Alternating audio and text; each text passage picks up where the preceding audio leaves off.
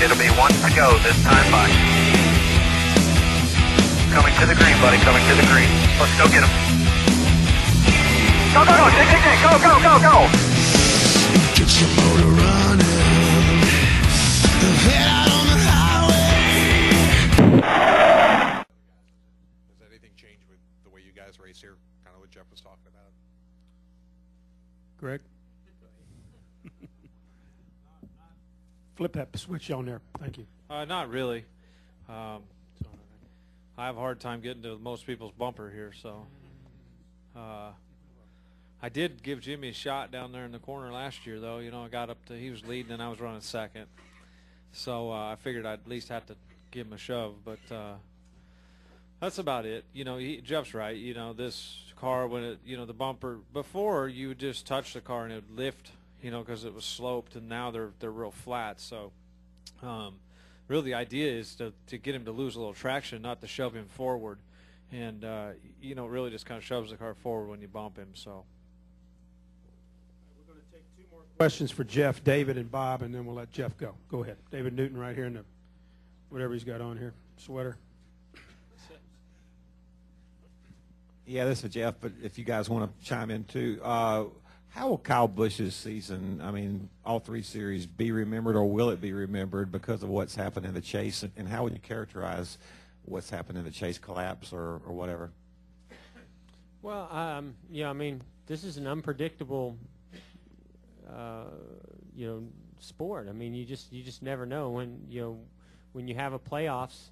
I mean, it's no different than in NFL. Who would have thought the Giants were going to win, you know, the championship last year, and that, you know, the New England Patriots would come up short. I mean, you know, that's what you call competitive sports, and you know, they've had a spectacular year in the Cup Series leading into the chase, and unfortunately, when it mattered most, you know, they've had some problems. But as far as Kyle is concerned, I mean, what a spectacular year, you know, it's been for him. I mean, to be able to go and drive all those different types of cars, and I don't know, he's probably won races in cars that we're not even, you know, talking about. So, you know, it just speaks volumes about his commitment, his talent level as a driver. But, you know, you want, and this is the one thing I always said about myself, is that I had good success coming into the Cup Series, but I had the most success I've ever had of any series I've ever raced in the Cup Series. And as a driver, you know, that's a pretty darn good thing to have happen, because you know, when you get here, this is the toughest, most competitive series and group of drivers you're ever going to race against. So if you could pick or choose when you're going to have the most success, you want it to happen in this series, and you want it to happen at the right time, especially now with the chase. So that's certainly, I think, going to be something that is going to overshadow the type of year that he's had with all that he's done. But even so, it's still a lot of things to be pretty excited and pretty proud of what he's accomplished. We'll go last question for Jeff Gordon, Bob Margolis. Go. Right here by the pole, Jeff.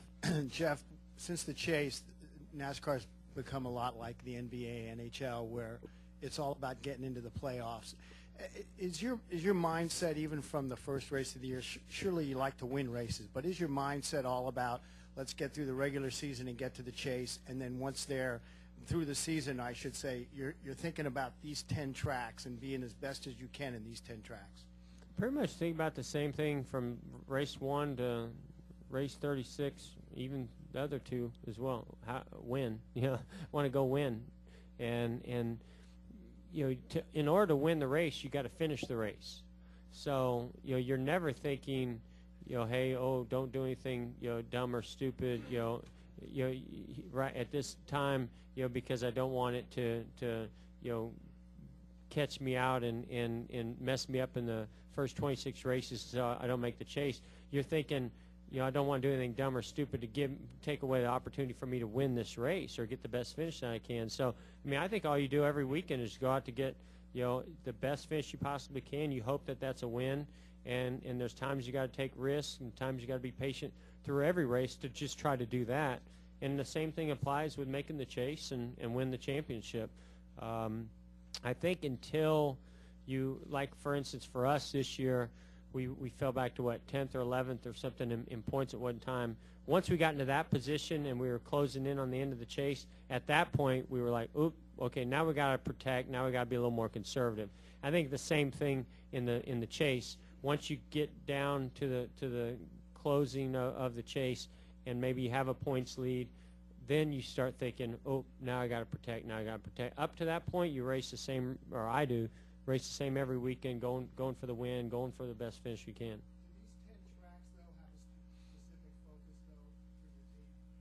Well, I do think that you know, we certainly consider tracks when we go to them the first time, knowing that they're in the chase, you know, of using that sort of as a test session. And if we don't perform well, then we try to figure out where we do need to go test for that specific track because we know we need to get better.